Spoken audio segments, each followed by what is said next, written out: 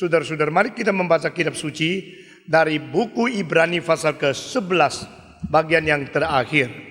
Surat Ibrani kita membaca bersama-sama dari pasal ke-11, 38, 39, 40, dan ayat pertama dari pasal 12 pertama. Dunia ini tidak layak bagi mereka. Mereka mengembara di padang gurun dan di pegunungan, dalam gua-gua dan celah-celah gunung. Dan mereka semua tidak memperoleh apa yang dijanjikan itu. Sekalipun iman mereka telah memberikan kepada mereka suatu kesaksian yang baik. 40. Sebab Allah telah menyediakan sesuatu yang lebih baik bagi kita.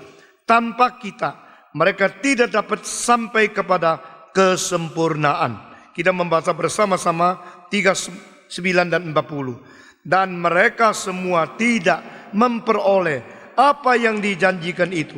Sekalipun iman mereka telah memberikan kepada mereka suatu kesaksian yang baik. Sebab Allah telah menyediakan sesuatu yang lebih baik bagi kita.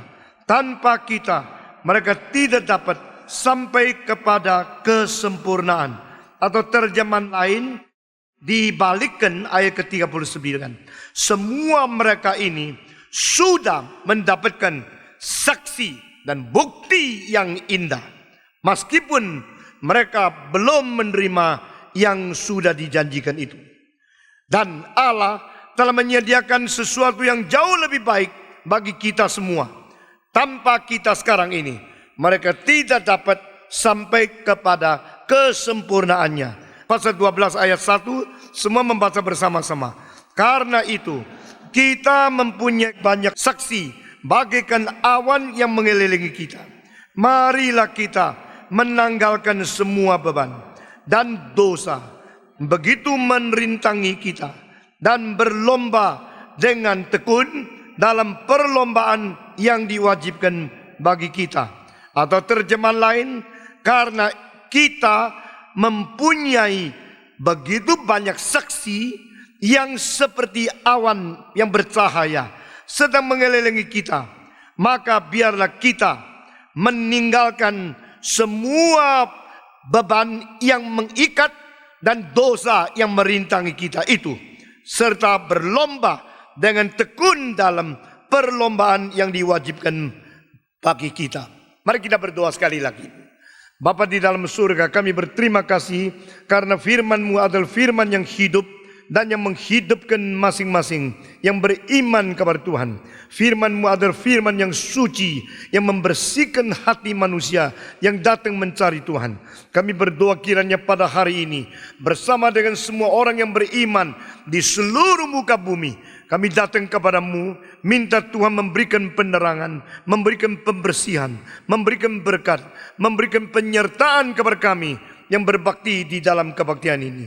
Dengar doa kami Tuhan, kami serahkan hamba-Mu dan serahkan setiap anak-anak-Mu yang berada di dalam kebaktian ini di dalam tangan Tuhan yang Maha Kuasa. Beri kepada kami hasrat dan keausan untuk datang merindukan firman Tuhan yang hidup di dalam hati kami masing-masing. Dengar doa kami juga, berkati mereka yang hari ini tidak bisa hadir di tengah kami, mereka yang berada di rumah sakit, mereka yang berada di rumah, yang berbaring di tempat tidur, atau mereka yang berpergi di tempat yang jauh, atau mereka yang mempunyai kesulitan-kesulitan dan bahaya-bahaya yang kami tidak sadar. Kiranya Tuhan menjamah dan Tuhan melindungi, Tuhan memimpin satu persatu. Dengar doa kami Tuhan. Kami juga serahkan mereka yang melayani Tuhan di tempat yang lain. Kiranya Tuhan mengurapi mereka, memberikan kepada mereka bijaksana, kuasa, cinta kasih, dan urapan Roh Kudus untuk melayani Tuhan. Dengar doa kami Tuhan, kami serahkan semua ini ke dalam tangan Tuhan. Demi nama Yesus Kristus, penebus dan juru selamat kami yang hidup, kami sudah berdoa. Amin. Saudara-saudara, sekarang kita akan kembali kepada Ibrani pasal 11 bagian yang terakhir. Kita memakai lebih dari 1 tahun 2 bulan untuk satu pasal ini. Ini pasal yang agung sekali. Kalau saya katakan saya masih perlu banyak waktu untuk mengerti, untuk memperdalam, untuk melimpahkan pengertian kepada pasal 11. itu tidak keterlaluan. Pada waktu seorang tanya kepada Martin Lloyd Jones, apakah tidak kebanyakan engkau khotbahkan ayat-ayat yang sebenarnya begitu sederhana? Kalau engkau pergi ke surga, lalu Paulus berkata kepada engkau, "Hey Martin Lloyd Jones, terlalu banyak serewet kamu. Yang saya tulis cuma sedikit. Kok kau banyak panjang begini? Bagaimana engkau menjawab dia?" Saudara-saudara, Martin Lloyd Jones menjawab, "Besok kalau saya sampai di surga, Paulus pasti mengatakan, kenapa begitu banyak artinya yang kau belum memberikan kepada orang-orang? Kenapa khotbahmu masih pendek seperti itu? Padahal lebih banyak isi di dalam Alkitab daripada siapapun hamba Tuhan di seluruh dunia yang bisa mengerti firman Tuhan yang begitu limpah itu." Saudara-saudara, saya tidak tahu sampai kapan baru bisa kegali habis semua makna-makna dan semua ajaran-ajaran rohani yang begitu penting, begitu banyak, begitu limpah di dalam kitab suci. Inilah satu-satunya kitab yang sudah beribu-ribu tahun tidak habis-habisnya dibahas. Setiap zaman manusia melihat ada cahaya yang baru. Setiap kali kita membaca ada arti yang segar. Setiap kali kita merenungkan masih ada hal-hal dimensi yang lebih dalam yang sebelumnya kita tidak mengerti. Saudara-saudara, kadang-kadang saya berkhotbah dulu di sini, baru di Singapura. Kadang-kadang saya berkhotbah dulu di Singapura, baru di sini. Tergantung akan keadaan bagaimana. Tetapi setiap kali saya khotbah lagi, saya menemukan lagi hal-hal yang penting yang belum kita gali sebelumnya di dalam kitab suci. Saudara boleh membuktikan dengan catatan atau ringkasan khotbah yang berada di tempat-tempat yang berbeda. Menemukan bahwa Tuhan memang adalah Tuhan yang limpah sekali. Saudara-saudara, setelah kita membahas tentang kemenangan-kemenangan yang mengalahkan nasib karena iman, kita juga mengatakan tentang kesulitan-kesulitan yang diderita karena iman. Iman bukan hanya mau minta menang saja. Iman mengalahkan dunia. Tetapi iman sebelumnya mengalahkan diri kita sendiri dulu. Iman bukan hanya minta untung saja. Iman setelah kita mendapatkan sesuatu kekuatan sehingga kita terus bersandar kepada Tuhan. Iman pun memberikan kekuatan kepada kita menghadapi kesulitan-kesulitan, sengsara-sengsara, penderitaan-penderitaan dan segala penganiayaan-penganiayaan yang diizinkan Tuhan timpa kepada kita dari dunia ini. Saudara-saudara, apakah setiap hari kita lancar di dalam mengikuti Tuhan? Tidak. Apakah sepanjang jalan penuh dengan keadaan yang enak, yang gampang, yang tidak mempunyai kesulitan? Tidak. Kita harus menempuhi liku-liku, lembah-lembah, bukit-bukit, duri-duri, semak-semak, dan segala musuh yang senantiasa mengintai dan senantiasa menanti untuk mengalahkan kita. Saudara-saudara, itulah sebab orang beriman, selain mereka mengalahkan semua kesulitan, mereka juga mengalami dan menderita penganiayaan yang besar. Bahkan di sini ditulis ada orang yang digergaji, ada orang yang dipenggal kepalanya. Di dalam perjanjian lama kita melihat nabi yang paling anggun, yang paling mempunyai status tinggi di masyarakat, itu adalah seorang yang bernama Yesaya. Dia mempunyai darah kerajaan, tapi akhirnya pun dia digergaji menjadi dua, mati syahid untuk Tuhan. Saudara-saudara, orang yang mencintai Tuhan, orang yang melayani Tuhan adalah orang yang sudah bersiap bagaimanapun setia kepada Tuhan. Saudara-saudara, kadang-kadang kita lihat, kita yang mengalami kesulitan sedikit saja, kita ngomel, kita tidak terima, kita tidak puas, kita marah-marah, kita mulai beragu-ragu kepada pimpinan Tuhan. Ini semua membuktikan kekanakan-kanakan kerohanian kita. Saudara-saudara, Bani Israel adalah Bani yang begitu hebat karena mereka memiliki orang-orang yang paling agung di dalam martir di seluruh dunia. Maksudnya begitu banyak orang dari bangsa-bangsa yang boleh mati bagi Tuhan, tetapi semua mulai menjadi sesuatu teladan. Itu dimulai daripada orang Israel. Dari nabi-nabi perjanjian lama sampai rasul-rasul perjanjian baru. Mereka menyatakan iman yang sejati. Mereka menyatakan ketaatan yang sungguh-sungguh. Mereka menyatakan ketekunan yang tidak berubah. Bagaimana setia kepada Tuhan, saudara-saudara. Sehingga panggilan Tuhan kepada mereka bukan memanggil untuk hidup enak. Bukan dipanggil untuk hidup lancar.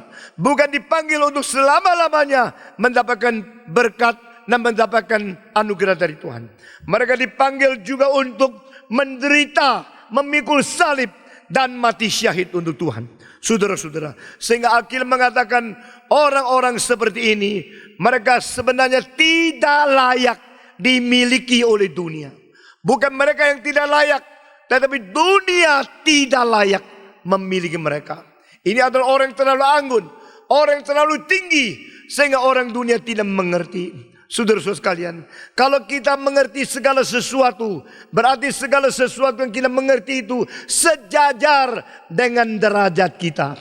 Saudara-saudara, kalau ada hal-hal yang tidak mengerti, berarti ada hal yang lebih tinggi daripada hidup kita. Demikian engkau mengatakan kepada anak-anak, apa saja yang mereka mengerti, berarti engkau mengatakan sesuatu sesuai dengan derajat mereka. Jika engkau mengatakan hal-hal teori yang jauh lebih sulit, lebih tinggi dari derajat mereka, mereka akan mengatakan, Papa, saya tidak mengerti apa yang engkau katakan. Karena engkau mengatakan sesuatu di luar pengalaman kita. Saudara-saudara, sesuai dengan pengalaman manusia, setaraf dengan hidup manusia, itu adalah hal-hal dari dunia ini. Saudara-saudara, hal-hal dari surga selalu tidak dimengerti oleh orang-orang yang berasal dari dunia ini saja. Itu sebab Yesus dipaku di atas kayu salib, karena dia bukan dari dunia. Kalau kita melihat dari bagian ketiga, pasal ketiga bagian terakhir dari Yohanes, di situ dikatakan yang dari bumi berkata-kata berasal dari bumi ini. Yang dari surga berkata-kata berasal dari surga. Dan perkataannya dari surga, hidupnya dari surga, sehingga orang di dunia tidak bisa menerimanya. Lalu diberikan satu jaminan, barang siapa yang menerima dia, sudah diberikan satu meterai untuk membuktikan Allah itu sejati adanya. Saudara-saudara, di dunia ini ada orang-orang yang hidup sesuai dengan taraf dunia, hidup menyesuaikan diri dengan kerusakan dunia, hidup berkompromi dengan dosa-dosa dari segala zaman. Orang macam itulah orang yang dimengerti oleh dunia. Orang semacam itulah orang yang diterima oleh dunia.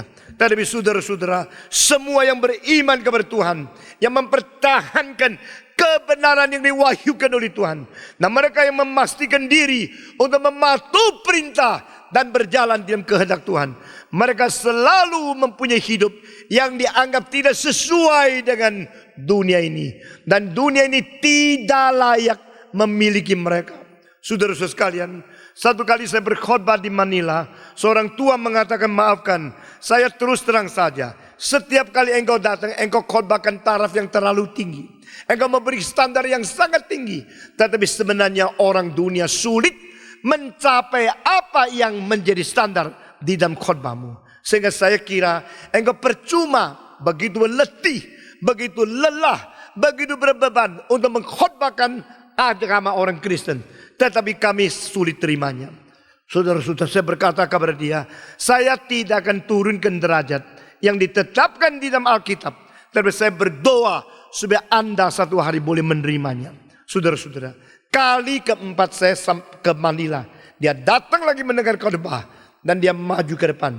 Dia menangis, dia menerima Tuhan, dan dia berkata kepada saya, sebenarnya saya sekarang mengerti banyak hal yang jadi firman Tuhan itu merupakan hal yang memang kita sulit terima, karena kita jatuhnya terlalu dalam di dalam dosa. Sekarang saya baru sadar itu semua itu faedah dan semua itu berkat dari Tuhan untuk meningkatkan kita kepada Dia. Saudara-saudara, sebablah itu kalau kita melihat, Yesaya mengatakan, siapakah yang percaya kepada yang kami kabarkan. Saudara-saudara, pada waktu Yesaya di dalam pasal 6 menyerahkan diri kepada Tuhan, dengar suara Tuhan berkata, siapa yang boleh aku utus? Siapa yang pergi demi kami? Lalu Yesaya mengatakan, di sinilah aku, utuslah hambamu. Itu penyerahan. Dia dengar sendiri suara Tuhan. Dia sendiri datang di dalam bait Allah. Dan dia mengetahui Tuhan panggil dia secara pribadi. Dia menyerahkan diri. Tetapi setelah dia menyerahkan diri, langsung perkataan Tuhan Allah begitu berubah, begitu berbeda dengan kalimat-kalimat seolah-olah sebelumnya Tuhan memerlukan dia. Saudara-saudara sekalian, orang yang menyerahkan diri setelah pikir saya menyerahkan diri untuk membantu Tuhan, orang itulah yang tidak bisa dipakai Tuhan. Saya datang melayani untuk mendukung pekerjaan Tuhan, mendukung gereja itu. Itulah yang tidak dipakai oleh Tuhan. Setelah Tuhan mengatakan siapa boleh pergi bagi kami, siapa yang bisa aku utus, orang-orang selalu kira Tuhan memerlu saya karena tidak ada orang. Sekarang saya menyerahkan diri. Setelah Yesaya menyerahkan diri, Tuhan langsung berkata, aku akan mengutus engkau pergi ke tempat di mana firman-Mu tidak didengar oleh orang lain. Engkau berkhotbah, mereka mendengar, tapi mereka tidak ngerti. Mereka melihat, tapi tidak jelas. Jangan-jangan sampai mereka balik, lalu aku menyembuhkan mereka. Loh, ini apa ini? Tuhan suruh saya menyerahkan diri. Tuhan utus saya untuk menjadi hamba Tuhan.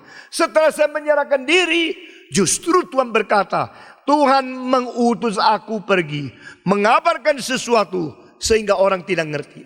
Mengabarkan sesuatu, orang tidak dengar. Orang lihat tidak jelas. Dan orang tidak balik.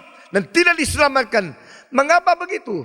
Tuhan berkata, aku mengirim engkau pergi ke orang yang sangat keras hatinya. Orang yang sangat bebal jiwanya. Orang yang sangat kaku lehernya. Mereka senantiasa tidak mendengarkan firman-Ku. Saudara-saudara sekalian, demikian kepada Yesekiel. Demikian kepada nabi-nabi yang lain. Tuhan utus dan mereka jelas. Mereka yakin ini utusan Tuhan. Mereka benar-benar tidak bisa meninggalkan sesuatu visi yang sudah diberikan dari surga. Tetapi pada waktu mereka melaksanakan, mereka menjalankan tugas Tuhan, mereka mengetahui mereka dikirim di tempat-tempat orang-orang yang degil, yang fasik, yang keras, yang melawan Tuhan, yang kaku, yang tidak mau bertobat. Itu sebab Yesus Kristus berkata, Nabi tidak mungkin mengalirkan darah di luar kota Yerusalem. Yerusalem, Yerusalem, engkau selalu membunuh nabi. Engkau selalu mengalirkan darah daripada nabi yang kuutus. Lihatlah, reruntuhan akan menjadi nasibmu pada hari kelak. Saudara-saudara, apa arti dari perkataan Yesus Kristus? Dia berarti bahwa yang menganiaya Tuhan justru orang-orang yang namanya anak Tuhan, yang tidak taat kepada firman Tuhan, atau mereka yang menyebutkan diri kaum pilihan. Bukan di Damsyik, bukan di Syria, bukan di Lebanon, bukan di Asia Minor, justru di Yerusalem. Itulah tempatnya hamba-hamba Tuhan dibunuh, dialirkan darahnya. Mereka mati syahid. Mereka mati demi firman yang dikabarkan. Yerusalem, Yerusalem. Namun demikian Yesus berkata, aku akan pergi. Aku tahu hari ini, hari esok, aku harus pergi. Dan hari ketiga, semua yang dicatat mengenai aku akan digenapi di Yerusalem. Berarti Yesus pun harus mati di Yerusalem. Saudara-saudara sekalian, itu sebab pada waktu seorang filosof yang namanya Rousseau dari Prancis abad ke-18, dia membaca ayat ini, dia memberikan kesimpulan, jikalau kematian daripada Sokrates adalah kematian seorang saleh, maka kematian Yesus Kristus adalah kematian anak Allah yang tunggal. Karena dia sungguh-sungguh menyatakan keberanian. Setelah mengetahui orang-orang Yerusalem menunggu untuk menganiaya dia, dia berkata, hari ini, hari esok, saya harus pergi. Hari ketiga, hal-hal tentang aku yang dicatatkan di Alkitab akan digenapkan di sana. Yesus tidak takut mati. Yesus menuju ke situ, menuju ke tempat di mana orang akan membunuh dia. Karena apa? Karena dia sudah siap. Dia bersiap untuk menerima penganiayaan. Saudara-saudara, selain iman yang mengalahkan nasib, 9 hal yang kita lihat. Kita melihat orang-orang yang begitu susah. Mereka sampai hidupnya di gua-gua. Mereka melarikan diri ke sini sana. Dikejar-kejar oleh musuh. Mereka memakai baju domba. Memakai kulit daripada kambing. Mereka bergembara di sini sana. Tidak mempunyai tempat yang menetap. Mereka tidak mempunyai sesuatu tempat di mana mereka boleh pensiun baik-baik. Mereka boleh hidup tenang-tenang. Mereka terus pergi ke sini, ke sana. Saudara-saudara, di dalam perjanjian baru kita melihat yang menyusul begitu banyak. Rasul-rasul pada waktu mati, selain Yohanes mati wajar. Sebelum ini kurang sedikit, dia dijadikan barang yang digoreng di dalam wajan yang besar. Saudara-saudara, selain itu 10 rasul tambah dengan satu lagi, yaitu Paulus. Semua mati syahid. Semua dibunuh satu persatu. Jadi perjanjian lama sama, perjanjian baru sama, nabi-nabi sama, rasul-rasul sama. Mereka semua berjiwa mempersiapkan diri untuk mati buat Tuhan. Saudara-saudara, mengapakah dunia begitu rupa memperlakukan hamba-hamba Tuhan yang setia? Mengapa rasul-rasul harus pergi ke setiap tempat yang disebut ujung bumi? Mereka tahunya pergi, tidak tahunya kembali. Mereka bukan tidak boleh nikah, karena Alkitab mengatakan bahwa Petrus mempunyai mertua. Berarti Petrus mempunyai nyonya, bukan? Kalau tidak ada, mertuanya dari mana? Saudara-saudara, Petrus menikah. Dan Petrus membawa nyonyanya pergi sini sana memberitakan Injil. Mereka boleh nikah. Yesus tidak pernah melarang hamba Tuhan menikah. Tidak ada peraturan pendeta tidak boleh menikah. Itu adalah ajaran bukan dari Alkitab. Itu ajaran dari manusia. Tapi saya percaya banyak rasul yang tidak nikah. Bukan karena mereka tidak mau nikah. Karena mereka sendiri rasa pekerjaan Tuhan lebih penting. Sehingga mereka pilih tidak nikah. Saudara-saudara, bukan larangan. Lalu mereka boleh pergi ke sini, ke sana, tanpa ada embel-embel dari keluarga yang membuat mereka menjadi berat. Saudara-saudara, sekarang orang cuma mengetahui bahwa ada yang kuat, ada yang tidak kuat. Kalau mereka hidup sendiri atau tidak. Saudara-saudara sekalian, sehingga mereka pergi ke sini ke sana. Mereka dikejar-kejar, mereka dianiaya. Dan di dalam kerajaan Romawi, saudara-saudara, barang siapa menyebut Yesus Tuhan, dipenggal kepalanya.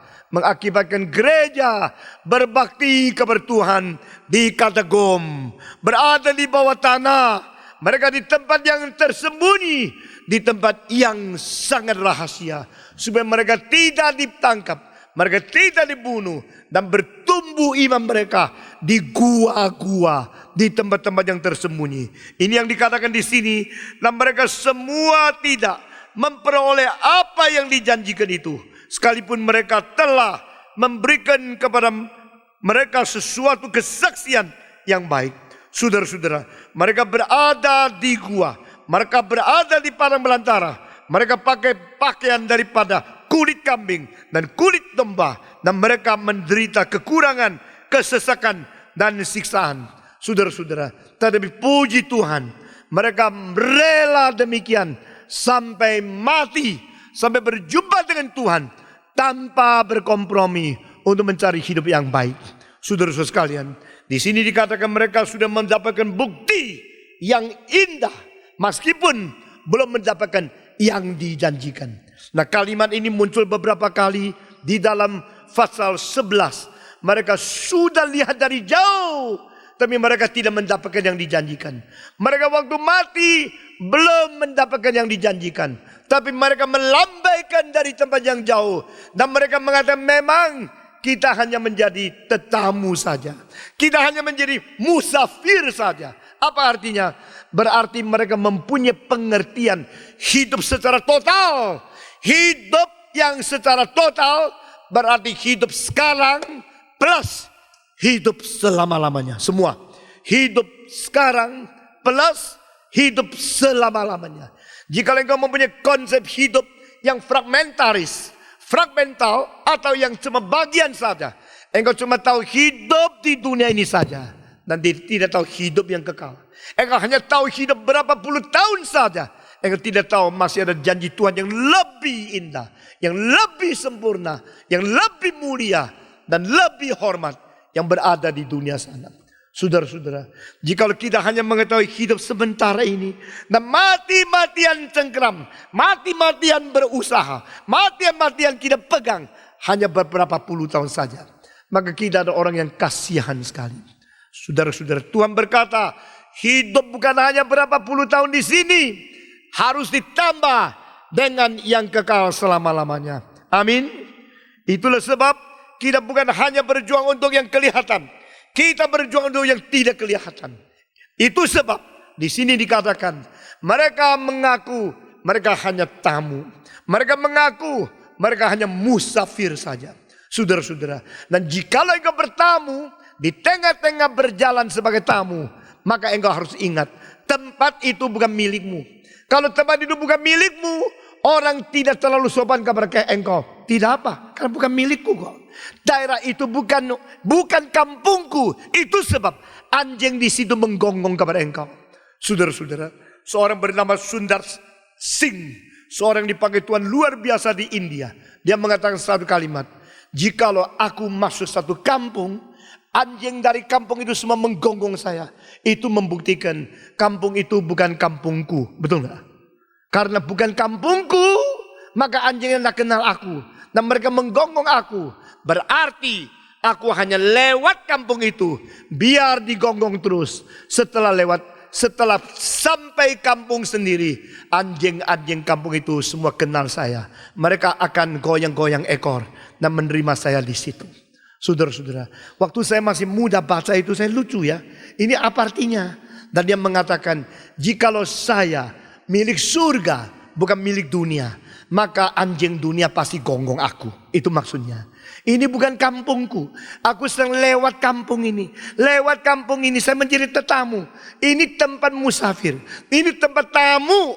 Karena ini bukan rumahku. Ini bukan kampungku. Ini bukan halamanku. Itu sebab orang di dunia ini, orang di kampung ini, mereka tidak menerima aku. Mereka tidak mengerti aku. Mereka belum kenal aku. Mereka anggap saya orang asing. Lalu dia mengatakan satu hal lagi. Saya sangat tertarik. Dia mengatakan ikan asin dari mana? Dari laut yang asin. Tetapi di dalam laut yang asin, semua ikan dagingnya tidak asin. Betul tidak? Heran ya. Daging ikan asin tidak? Tidak. Tetapi setelah diasinkan baru jadi ikan asin. Betul tidak? Mengapakah daging ikan yang berada di tengah laut yang begitu asin lautnya, dagingnya tidak asin? Karena dia mempunyai hidup yang mengalahkan keasinan. Semua mempunyai hidup yang mengalahkan keasinan. Sekitarnya semua garam, sekitarnya semua asin. Tapi asin itu tidak mungkin masuk ke dagingnya. Karena apa? Saya hidup, saya hidup, saya hidup. Asin tidak bisa masuk. Asin tidak bisa mengalahkan. Hidupku mengalahkan keasinan di luar. Semua lagi, 1, 2, 3. Hidupku mengalahkan keasinan di luar. Bagaimana dengan ikan mati? Saudara-saudara, kalau ikan sudah mati, celup di dalam air garam, ikannya jadi asin tidak? Kenapa? Karena dia bilang, saya hidup, enggak. Saya mati, maka asin masuk ke dalam dagingku. Itulah bedanya. Itulah sebab dia mengatakan, mari kita orang Kristen mengerti, kita ini tamu saja di dunia. Saya di dunia hanya menjadi tamu. Semua, saya di dunia hanya menjadi tamu. Kalau dunia tidak sopan sama saya, kalau dunia tidak menerima saya, kalau dunia benci saya, kisahkanlah seperti anjing yang bukan dari kampungku menggonggong kepada saya, mengingatkan aku bukan milik dunia ini. Aku sedang melintasi satu perjalanan sebagai tamu, sebagai musafir saja, menuju kepada surga yang mulia dan kekal itu. Di tengah-tengah perjalanan ini, saya jangan lupa, saya mempunyai hidup yang mengalahkan lingkungan, mengalahkan pengaruh dari luar, mengalahkan segala sesuatu yang jahat. Seperti ikan yang berada di dalam air yang asin, kehidupan ikan itu mengalahkan keasinan dari laut itu. Saudara-saudara, sampai kita berada di rumah Bapa, sampai kita menuju kepada kekekalan, di situ baru kita mencapai kesempurnaan yang dijanjikan oleh Tuhan. Amin. Saudara-saudara, mari kita ingat akan hal ini. Jikalau kita ditolak, kita mengabari Injil, dibenci, ditolak, kita jangan membalas dendam. Kita tetap harus menerima penganiayaan dan mengingat, saya hanya tamu, saya hanya musafir. Saya menanti kepada tempat total daripada hidup yang sempurna, bukan di sini, di sana. Jikalau kita mengerti hidup semacam ini, maka kita mempunyai pengharapan kepada kekekalan. Kita bukan hanya bersandar kepada hal-hal yang sementara berapa puluh tahun ini saja. Saudara-saudara, di dunia ini banyak hal yang kita kecewa. Banyak hal yang kita turunkan air mata. Banyak hal yang kita tidak puas. Karena ini berapa puluh tahun hanya menjadi masa tetamu saja. Itu sebab masih ada yang kekal. Ini seperti sini dikatakan, orang-orang ini adalah orang yang tidak layak dimiliki oleh dunia ini. Mereka waktu mati belum menerima yang dijanjikan. Tapi mereka sudah mendapatkan bukti-bukti. Atau terjemah lain, kesaksian-kesaksian yang begitu pasti di dalam hidup mereka. Karena kesaksian-kesaksian dan bukti yang pasti di rohani mereka, maka mereka memandang terus kepada apa yang dijanjikan Tuhan. Mereka ditampar, mereka dipukul, mereka dianiaya, mereka digergaji, mereka mati syahid. Mereka tidak goncang imannya karena mereka sudah mendapatkan bukti, sudah mendapatkan saksi-saksi yang indah di surga itu. Saudara-saudara, itulah sebabnya maka mari kita di sini kita digabungkan kepada mereka. Berarti apa? Belum habis. Yang dianiaya belum selesai. Di sini dikatakan yang sedang berjalan masih meneruskan, termasuk engkau dan saya. Saudara-saudara, sepanjang sejarah rencana Tuhan belum habis. Sampai akhir daripada zaman, seluruhnya ditutup, the end of the world. Di situ kita melihat kesempurnaan total itu tiba. Saudara-saudara, pada waktu saya merenungkan ayat-ayat ini, mereka dikerja-kerja, mereka berada di gua, mereka tidak ada ketenangan. Mereka menjalankan kehendak Allah. Nah, mereka tidak membunuh orang. Mereka bukan teroris. Mereka tidak menaruh benci. Mereka memberitakan kasih. Mereka memberitakan firman Tuhan yang kekal. Rencana manusia dan pengharapan yang sungguh-sungguh. Melawan orang yang berdosa. Tetapi teroris yang berdosa melawan orang biasa. Itu bedanya. Saudara-saudara. Berdosa melawan orang biasa. Dan menyatakan firman Tuhan melawan orang berdosa. Lain. Saudara-saudara, kadang-kadang kita kalau tidak mengerti, kita, iya ya kasihan ya, teroris dikerja-kerja sama Yesus juga dianiaya sama-sama ya, mukanya mirip sedikit lagi. Itulah sebab saudara, beda sekali, kelihatan sama, akibatnya adalah dikejar, akibatnya dianiaya, akibatnya susah hidupnya, tetapi beda, saudara-saudara. Satu adalah patut menerima hukuman, yang satu adalah yang mereka tidak layak dimiliki oleh dunia. Saudara-saudara, orang menjalankan kehendak Tuhan, orang memberitakan firman, orang memberitakan kasih, orang tidak pernah bersalah apa-apa. Mereka hanya memberitakan firman, lalu dikejar-kejar. Mereka dianiaya, mereka mau dibunuh. Karena apa? Hanya satu hal. Yesus berkata, sebab aku memberitahu kebenaran kepadamu. Itulah sebabnya engkau ingin membunuh aku. Simply because I tell the truth to you. That's the reason you want to kill me. Hanya karena aku memberitahukan kebenaran kepadamu. Itulah sebabnya engkau ingin membunuh aku.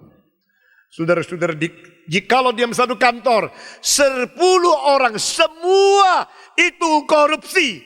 Datang satu orang yang baru. Pejabat yang baru murni tidak korupsi 1% pun. Saudara kira yang satu yang baik ini disenangi oleh 10 atau tidak? Jawab. Tidak, langsung engkau bisa jawab. Engkau tahu sendiri. Karena apa? Begitu engkau datang, engkau menjadi X-ray. Begitu engkau datang, engkau ronsen. Datang engkau membongkar, menyatakan, menelanjangi kita. Mari kita membunuh kita. Itu sama. Saudara-saudara, orang yang baik justru dibenci bukan karena jeleknya. Dibenci karena baiknya. Orang yang jujur tidak diterima bukan karena bohong. Justru karena jujurnya. Orang yang benar ditolak justru karena benarnya. Maka orang-orang menjadi nabi, orang menjadi rasul, orang mengikut Tuhan, orang yang setia kepada kebenaran. Ditolak bukan karena mereka teroris. Mereka ditolak karena mereka mengancam teroris. Keberadaan mereka mengancam korupsi, mengancam teroris, mengancam yang tidak jujur, mengancam yang tidak beres. Maka yang tidak beres akan berkomplotan, mereka bersehati, bersekongkol untuk melawan dan menghancurkan yang beres. Saudara-saudara sekalian, dunia tidak melayaki. Dunia tidak layak memiliki orang-orang seperti ini. Lalu orang-orang seperti ini hidupnya di mana? Di dunia ini tempatnya di mana? Digeser, dijepit, mereka disingkirkan, mereka diasingkan, mereka diinjak-injak, mereka dihina, mereka didiskriminasi, mereka dikeluarkan dari masyarakat biasa. Lalu mereka bagaimana? Mereka mengetahui dunia bukan rumahku. Tempatku di sana. Pasti ada di sana. Dan Tuhan sudah memberikan bukti di dalam hatiku. Yang mulutku susah mengatakan. Aku sampai mati pun belum menerima apa yang dijanjikan. Tapi di dalam jiwaku aku sudah melihat. Apa yang sudah dibuktikan oleh Tuhan kepada aku. Sehingga tak apa-apa. Kalau engkau menganiaya aku akan berjumpa dengan kawanku, predecessor. Orang sebelum aku yang pernah menerima penganiayaan seperti ini. Yesus Kristus berkata di atas bukit dengan bahagialah, bahagialah, bahagialah, bahagialah, bahagialah, bahagialah. Dan bahagia yang terakhir dikatakan, bahagialah barang siapa yang dianiaya karena kebenaran. Sebab mereka menerima pahala yang besar di surga. Dan sebab nabi-nabi sebelum mereka juga pernah dianiaya. Di sini dua hal yang menjadi kekuatan. Satu, identitas yang kita terima daripada teladan-teladan kita di dalam sejarah. Kedua, janji Tuhan yang tidak mungkin tidak sempurna. Yang sudah diberikan di dalam hari kelak. Before and after. Kita bukan hanya untuk hidup sekarang. Hidup kekinian. Hidup sekarang ini hanya sekejap waktu saja. Pendek saja. Tapi sebelum kita, nabi-nabi pernah dianiaya. Sesudah ini, ada rencana Allah dan pahala yang kekal yang sudah dijanjikan. Di tengah-tengah kekekalan ini, siapa saya? Yang hanya berapa puluh tahun ini. Saya tidak mau keluar dari rel. Saya tidak mau lepas daripada jalur yang ditetapkan. Saya mau pegang teguh apa yang pernah menjadi contoh bagi saya. Prinsip-prinsip yang dipegang oleh nabi-nabi. Saya akan pegang teguh apa yang menjadi sesuatu jaminan. Yaitu saksi dari Tuhan untuk sesuatu yang dijanjikan di dalam kekekalan. Saudara-saudara, kalau ini dua sudah dipegang, hidup kita tidak digoncangkan oleh sesuatu seperti gelombang yang mendadak muncul di dalam hidup kita sekarang ini. Lalu kita bagaimana? Pangkalan kita, fondasi kita adalah kekekalan Allah, adalah janji Allah, adalah kesempurnaan daripada segala yang sudah dibuktikan di hati kita, yang sudah dijanjikan di surga. Maka kita memandang, menengah ke situ. Kita tidak ditakuti oleh dunia ini, saudara-saudara. Dan kita akan menjadi orang yang melampaui dunia ini. Dan kita mulai naik daripada daya tarik bumi. Kita tarik ke atas. Kita naik ke atas. Seperti H2O yang begitu banyak di dalam laut. Sebagian kena sinar matahari. Menjadi uap yang naik ke surga. Menjadi uap yang naik ke surga. Tetap H2O bukan, saudara-saudara? Tetap air bukan? Tapi air yang berada di bumi, yaitu air yang di tempat rendah. Air yang menjadi uap, menjadi apa? Menjadi air yang di tempat yang tinggi bukan? Saudara lihat ke angkasa. Engkau lihat selain langit yang biru, engkau melihat awan-awan yang putih. Yang warnanya putih, itu adalah awan-awan yang tadinya adalah uap di dunia. Yang sekarang sudah naik. Awan-awan itu untuk apa? Sekarang saya tanya. Awan-awan di atas untuk apa? Hah? Untuk apa? Untuk merefleksi cahaya. Saudara-saudara. Kalau tidak ada debu, kalau tidak ada sesuatu, kita melihat ada matahari, antara matahari dan kita melihat ada sesuatu kekosongan dan di situ tidak ada refleksi. Tapi begitu ada awan-awan, itu refleksi matahari ke bumi menjadi begitu jelas. Ini menjadi ayat pasal ke-12. Baru kita mengerti ayat pertama di pasal 12. Mari kita membaca bersama-sama. Pasal 12 dikatakan, karena kita mempunyai banyak saksi bagaikan awan yang mengelilingi kita. Marilah kita menanggalkan semua beban dan dosa yang begitu merintangi kita, dan berlomba-lomba dengan tekun dalam perlombaan yang diwajibkan bagi kita. Kita membaca bersama-sama. Karena kita mempunyai banyak saksi, bagaikan awan yang mengelilingi kita. Sekali lagi, sampai di sini saja. Karena kita mempunyai banyak saksi, bagaikan awan yang mengelilingi kita. Saudara-saudara, di seluruh kitab suci ini satu-satu kalinya manusia dicontohkan menjadi seperti awan. Ini satu-satunya. Saksi-saksi yang banyak mengelilingi kita seperti awan yang berada di surga. Saudara-saudara, if you fail to look front, before, your back, behind, your left or your right, you look around and you fail. Now look upward. Kalimat itu sangat bagus dan sangat mempengaruhi saya. Jikalau engkau sudah gagal melihat sekelilingmu, lihat ke atas semua. Jikalau kita gagal melihat sekeliling kita, lihat ke atas. Engkau lihat ke kanan, lihat ke kiri, lihat ke depan, lihat ke belakang. Engkau menemukan masyarakat yang bobrok. Engkau menemukan pemerintah yang sangat mengecewakan. Engkau menemukan pejabat-pejabat yang begitu kotor, yang begitu najis, yang begitu korup, yang begitu rusak. Engkau melihat sekelilingmu, engkau melihat tidak ada contoh, tidak ada teladan, tidak penghiburan, tidak ada kekuatan, tidak ada janji, tidak ada jaminan, tidak ada hari depan. Engkau menjadi menangis. Engkau melihat kelilingmu, seluruhnya mengecewakan engkau. If you fail to look around, now please look upward.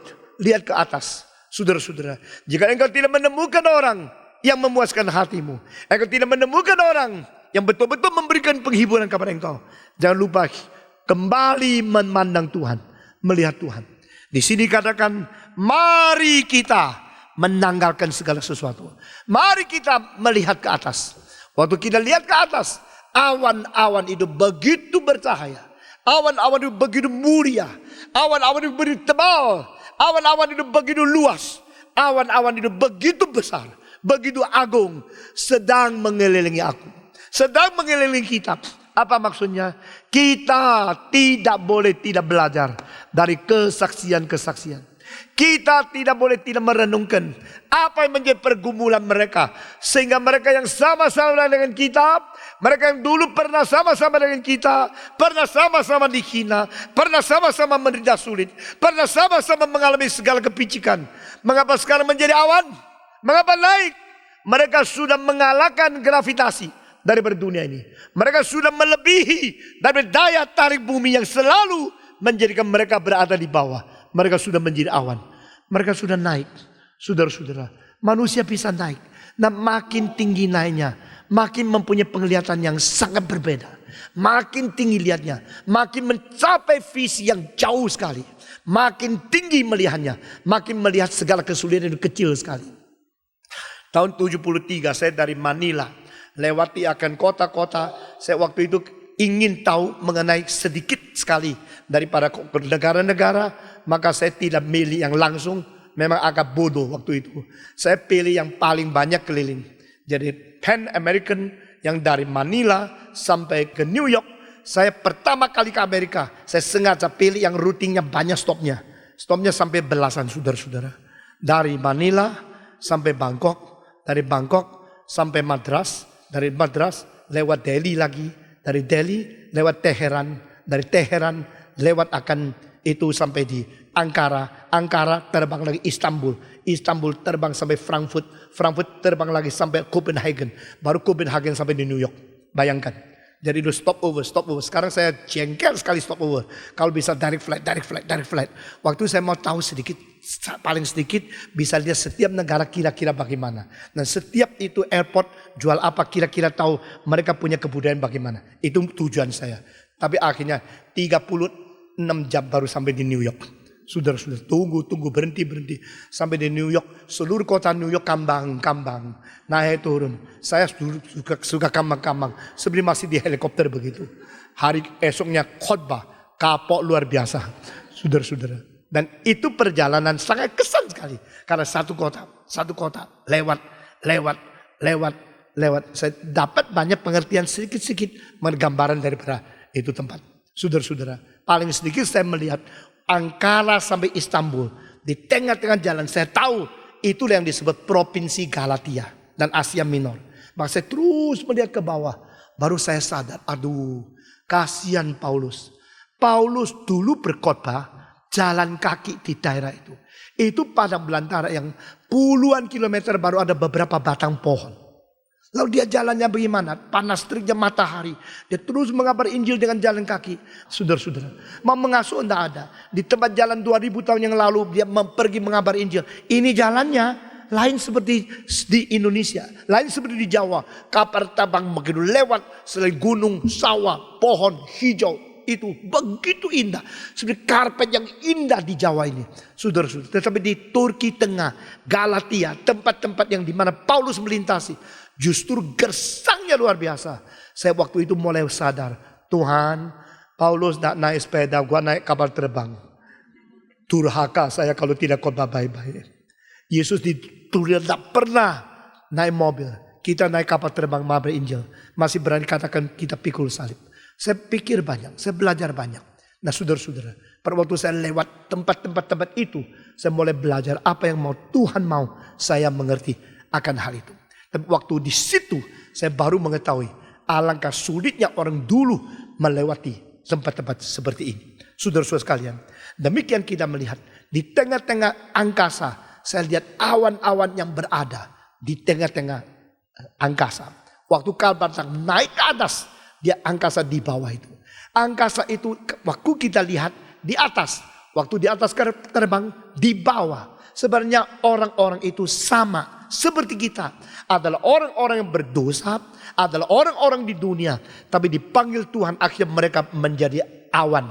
Menjadi naik. Mereka tetap dari dunia, tapi mereka naik lebih dekat dengan Tuhan. Manusia juga demikian. Dan waktu saya berada di kota New York, begitu pertama kali atas kota New York, waktu itu tahun 73, sedang dibangun, belum selesai seluruhnya, World Trade Center. Saudara-saudara, tetapi Empire State Building yang dibangun tahun 1929, suksesnya atau sudah sempurnanya tahun 1931. Dalam 2 tahun. Waktu itu menelan biaya 100 juta dolar Amerika. Itu adalah kira-kira 71 tahun yang lalu. Nah itu sudah dari kecil saya hafal. Tahun 29 dibangun, tahun 31 sudah jadi selesai, dan di bawahnya fondasi ada pakai karet-karet yang sangat besar. Sehingga kalau angin kencang lebih daripada 80 mil, itu seluruh gedung bisa goyang. Goyangnya paling besar, bisa sampai 90 cm itu goyangnya. Supaya menstabilkan seluruh bangunan. Saya sudah hafal semua waktu saya masih muda. Dan tingginya ada 1270 berapa feet. Itu sebelum dipasang TV antena yang sekarang. Sekarang sudah lebih tinggi dari itu. Semua saya hafal. Tetapi saya begitu suka dengan bangunan yang tinggi dan arsitektur. Waktu kapal terbang saya lewat, saya lihat, oh itu Empire State. Loh kok kecil ya? Saudara-saudara, di atas kapal terbang melihat bangunan gede yang 100 susun. Seperti apa? Seperti tusuk gigi. Kecil di situ. Di situ saya lihat, oh di situ lagi. Itu namanya UN Building, 39 susun. Setiap 13 susun. Ada satu lapisan di tengah. Jadi 39 susun.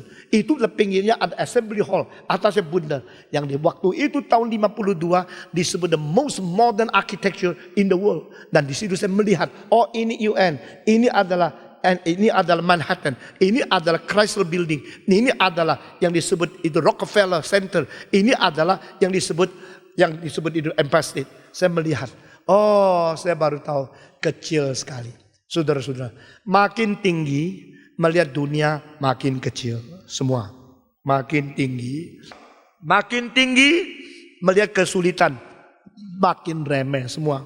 Makin tinggi melihat kesulitan makin remeh. Makin tinggi mengenal skop makin jauh semua. Makin tinggi mengenal skop makin jauh. Saudara-saudara, kalau pergi ke satu kota, jangan lupa Sebisa mungkin naik tempat yang paling tinggi. Nah ini caranya saya travel ya. Saya kalau travel hanya 1 hari di satu kota. Tidak ada waktu banyak. Mau cari apa? Saudara cari apa? Cari modus yang paling bagus? Cuma 1 hari. Cari shopping center yang paling besar? Saya tidak. Saya cari tempat yang paling tinggi. Ke Toronto, CN Tower. Kalau ke Paris, Eiffel Tower. Kalau Jakarta, Monas. Ya. Jadi kalau cuma 1 hari. Kalau cuma ada 1 waktu bisa keliling kota itu. Dan tidak ada waktu banyak. Engkau naik mobil keliling 10 jam tetap sama. Rumah, debu, orang, lampu, itu toh. Kota apapun sama. Rumah, gedung, orang, lampu, debu, dan sebagainya. Tetapi kalau engkau naik ke atas.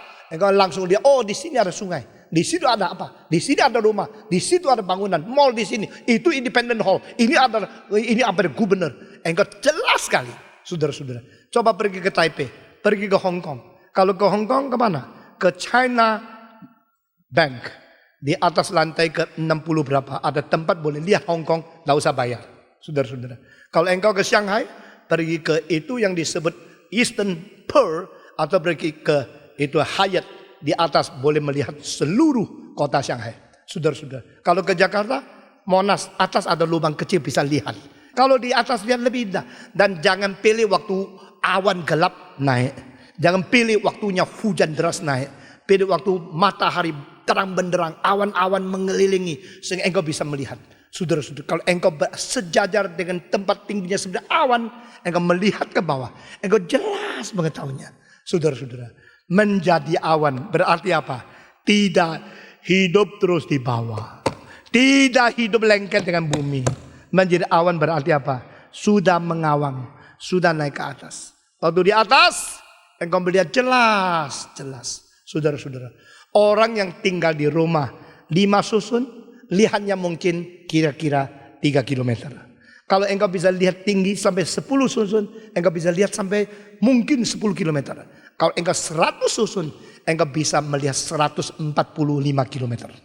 Kira-kira 80 mil di atas itu Empire State Building. Engkau bisa lihat kota New York sampai di upstate New York. Sampai jauh sekali. Karena apa? Engkau berada di tempat yang tinggi. Saudara-saudara, Tuhan mau kita hidup melampaui semua yang berada di bumi ini. Tuhan mau kita beriman untuk melihat lebih jauh. Melihat lebih tepat. Melihat lebih jelas segala sesuatu yang sudah dijanjikan kepada kita. Dan awan-awan mengelilingi kita untuk apa? Bersaksi. Saudara-saudara. Awan-awan ini bersaksi. Saksinya apa? Aku sudah naik. Aku sudah melebihi daripada gravitasi dunia. Aku sudah melepaskan diri dari daya tarik bumi. Sekarang aku berada di atas. Aku menjadi cahaya. Aku menerangi engkau. Saudara-saudara. Sebagaimana lampu. Jangan ditaruh di bawah gantang. Tapi ditaruh di tempat yang tinggi. Supaya menyinari. Semua yang pernah beriman kepada Tuhan. Semua yang pernah dianiaya. Pernah menggenapi rencana Tuhan. Pernah menjalankan kehendak Allah yang kekal. Di dalam sejarah. Mereka seperti lampu. Lampu. Seperti awan. Bukan tempat yang bawah. Di tempat yang atas. Mereka menyinari. Mereka memberikan cahaya. Mereka memberikan petunjuk kepada kita. Sehingga saudara-saudara. Mereka yang sudah dianiaya. Ayat yang terakhir dari 11. Mempunyai sesuatu hal yang sangat sulit dimengerti. Di sini katakan sebab Allah telah menyediakan sesuatu. Yang lebih baik bagi kita. Tanpa kita. Mereka tidak dapat sampai kepada kesempurnaan. Nah ini ayat yang susah. Tanpa kita. Mereka tidak sampai kepada kesempurnaan. Mereka tak mungkin Mereka tak mungkin mencapai kesempurnaan. Apa artinya? Berarti sengsara pun, penganiayaan pun, menjalankan rencana kehendak Allah seluruhnya. Bukan berhenti pada mereka. Harus berhenti pada kita. Dan kabar yang akan datang. Dan sampai akhir. Mereka yang sudah. Dan kita yang sedang. Dan yang akan datang seluruhnya. Menderita. Dan mendapatkan penganiayaan sampai seluruhnya. Baru sempurna. Mereka belum sampai sempurna. Tanpa kita. Berarti kita menyusul. Kita tidak sampai sempurna. Masih ada lagi. Mereka menyusul. Apa artinya? Totalitas. dari kehendak Allah yang dijalankan di dalam seluruh sejarah. Saudara-saudara, ini dimengerti dari Wahyu, di mana ada orang-orang martir berada di bawah mesbah. Di bawah mesbah ternyata ada jiwa-jiwa orang yang mati syahid berteriak-teriak, "Oh Allah yang adil, kapankah engkau melakukan keadilan? Kapankah engkau membalas dendam mereka yang kurang ajar, mereka yang benci kepada kamu, mereka yang telah menganiaya hamba-hambamu?" Tuhan mengatakan, sudah, diam-diam saja, segera. Tuhan mengatakan apa? Tunggu sampai yang mati syahid angkanya sempurna. Wah, saya sangat kagum, sangat tertarik, dan sangat heran dengan ayat itu. Tuhan berkata, belum waktunya. Belum waktunya saya membalas dendam. Belum waktunya saya menghakimi seluruh dunia. Belum waktunya saya marah kepada mereka. Karena masih tunggu. Tunggu apa? Tunggu orang-orang yang akan mati syahid. Angkanya sampai penuh. Saudara-saudara, kita kadang-kadang lihat daripada Roma pasal 11. Angka orang yang diselamatkan itu ditunggu sampai penuh. Ini memang ada. Angka orang kafir. Angka orang seluruh dunia akan diselamatkan. Kaum pilihan sampai penuh angkanya. Yesus datang lagi. Tapi saudara-saudara, di dalam Wahyu dikatakan ada lagi satu angka yang sedang tunggu digenapi. Angka apa? Angka orang-orang yang dianiaya. Angka orang-orang yang mati syahid. Harus juga penuh. Harus disempurnakan. Harus dipenuhi. Barulah penghakiman Tuhan datang untuk menghancurkan dunia ini. Saudara-saudara. Nah, kesempurnaan dimengerti melalui hal ini. Ini adalah satu keunikan yang tidak ada pada arti lain mengenai kesempurnaan. Kita mengatakan orang Kristen harus hidup sempurna. Kita harus sempurna. Harus sempurna. Kita menuju kepada kesempurnaan. Saudara-saudara. Dan Paulus berkata, aku tidak rasa diriku sudah sempurna. Aku tidak anggap diriku sudah memperoleh. Kita menunggu. Kita menuju kepada hari yang akan datang. Dan di sini dikatakan, mereka pun tidak sempurna. Mereka tidak mungkin mencapai kesempurnaan tanpa kita. Berarti apa? We are going to fill the gap. We are going to fill up, to fulfill, and to make it more and more perfect by also persecuted, also bearing all the afflictions, sufferings for the Lord. Paulus berkata, aku menderita, menutupi atau menyempurnakan penderitaan kekurangan dari Yesus Kristus. Ini ayat yang berada di Kolose itu. Sangat memberikan kesan kepada kita. Seolah-olah Kristus menderita sengsara kurang. Bukan begitu artinya. Berarti ada sesuatu angka kekurangan yang Tuhan tetapkan seluruh dunia akan menggenapkan kesempurnaan rencana Allah yang total itu. Yaitu sampai orang mati syahid. Sampai orang menderita. Semua sudah memenuhi angka yang ditetapkan oleh Tuhan. Baru Tuhan memberikan penghakiman terakhir bagi dunia ini. Tanpa kita, mereka tidak mencapai kesempurnaan.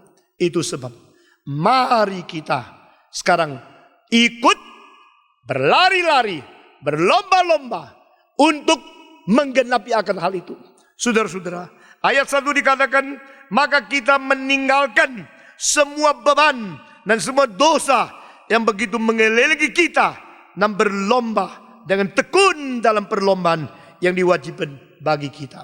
Saudara-saudara, kalau engkau sekarang naik dengan hidrogen, dengan satu parasit yang atasnya penuh dengan hidrogen, engkau naik ke atas dan engkau mempunyai beban yang berat, mungkin tidak naik? Tidak mungkin. Mau naik, orang lain sudah naik, engkau tidak naik. Caranya apa? Buang semua hal yang lebih berat, yang lebih daripada kekuatan membawa engkau naik. Nah, ini artinya, mari kita tanggalkan, kita lepaskan semua tali temali yang mengikat kita. Kita buang semua gandulan-gandulan yang kelebihan, sehingga kita sudah lepas, kita bisa naik, kita bisa lari. Saudara-saudara, orang yang berlomba di dalam lari cepat, tidak ada yang mau pakai pakaian yang berat, betul tidak? Hah? Orang yang berada di perlombaan lari cepat, ada pakai jas enggak? Pakai jaket enggak? Pakai sweater? Ya? Pakai mink coat yang bagus, yang mahal. Ada bulu domba lalu lari-lari. Tidak ada. Sebisa mungkin cuma pakai celana olahraga. Itu saja. Singlet pun tidak mau. Kecuali wanita. Saudara-saudara. Semua yang berlari-lari, buang yang berat. Buang yang tidak perlu. Buang sampai seringan mungkin. Sehingga dia boleh lari cepat. Boleh menang. Dia boleh naik. Boleh seperti awan. Kalau sudah mati. Saudara-saudara. Biar kita menjadi orang Kristen yang sungguh-sungguh terpengaruh oleh mereka yang sudah menjadi predecessor. Yang sudah menjadi orang mendahului kita. Bagaimana mencintai Tuhan. Bagaimana setia. Bagaimana mematuhi perjalanan dan kehendak Tuhan. Bagaimana melunaskan kewajiban mereka. Mereka menanggung segala beban. Menanggung segala kesulitan. Untuk menggenapi rencana Tuhan. Tetapi kita akan menggenapi apa yang belum digenapi mereka. Kita akan menyempurnakan apa yang belum disempurnakan mereka. Karena kita dan mereka dijadikan satu. Dulu, sekarang, sampai selama-lamanya. Tuhan tidak berubah. Kemarin, sekarang, sampai selama-lamanya. Dan Tuhan pakai orang dulu, orang sekarang, orang akan datang. Sampai selama-lamanya. Untuk menggenapi rencana Allah yang total.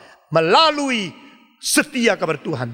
Bahkan menempuh segala kesulitan dan penderitaan. Karena kita adalah orang yang tidak layak dimiliki oleh dunia ini. Kita akan seperti awan naik berjumpa dengan Tuhan. Menjadi saksi bagi orang-orang yang akan datang. Kiranya Tuhan memberkati kita sebagai orang Kristen hidup di dalam dunia. Kita sendiri mengikuti teladan orang-orang yang sudah lewat. Dan kita menjadi teladan bagi anak-anak kita. Bagi generasi yang akan datang. Mari kita berdiri. Salibnya, salibnya, selamanya mulia. Dosaku disucikan oleh darah Yesus. Kita semua membaca lagi ayat-ayat yang kita bahas pada pagi ini. Kita membaca bersama-sama dari ayat yang 38 sampai pasal 12 ayat pertama di hadapan Tuhan. Semua membaca bersama-sama. Dunia ini tidak layak bagi mereka. Mereka mengembala di padang gurun dan di pegunungan, dalam gua-gua dan celah-celah gunung. Dan mereka semua tidak memperoleh apa yang dijanjikan itu. Sekalipun iman mereka telah memberikan kepada mereka suatu kesaksian yang baik. Setelah Allah telah menyediakan semuanya yang lebih baik bagi kita, tanpa kita, mereka tidak dapat sampai kepada kesempurnaan. Karena itu, kita mempunyai banyak saksi, bagaikan awan yang mengelilingi kita. Marilah kita menanggalkan semua beban dan dosa yang begitu merintangi kita, dan berlomba dengan tekun dalam perlombaan yang diwajibkan bagi kita. Mari kita berdoa supaya kita hidup baik-baik, hidup menjadi contoh, hidup mengikuti teladan-teladan yang sudah lewat, hidup menjalankan kewajiban, hidup berlomba-lomba, meringankan diri, memutuskan semua hubungan dosa, membuang segala rintangan, membuang segala beban yang tidak perlu, sehingga kita boleh dengan sungguh-sungguh mengikuti Tuhan, berjalan-jalan di dalam kehendak-Nya. Mari kita berdoa bersama-sama. Semua buka suara berdoa. Bapa di dalam surga, kami berterima kasih untuk firman yang sudah kami dengar. Kami berterima kasih untuk contoh yang sudah kami terima. Kami berterima kasih untuk ajaran-ajaran dan prinsip-prinsip dari Tuhan yang menegur dan menguatkan kami, memberitahu kepada kami bahwa kami harus berjalan sesuai dengan kehendak Tuhan. Dan kami berlomba-lomba menanggung beban yang Tuhan berikan kepada kami. Dengar doa kami Tuhan. Kami serahkan diri kami ke dalam tangan Tuhan. Jikalau begitu banyak awan, begitu banyak keliling kepada kami, begitu banyak saksi-saksi yang hidup, biar kami akan menerima teladan. Kami akan belajar dari mereka dan memuliakan nama Tuhan. Dengar doa kami Tuhan. Kami berterima kasih. Kami bersyukur dalam nama Yesus Kristus. Amin.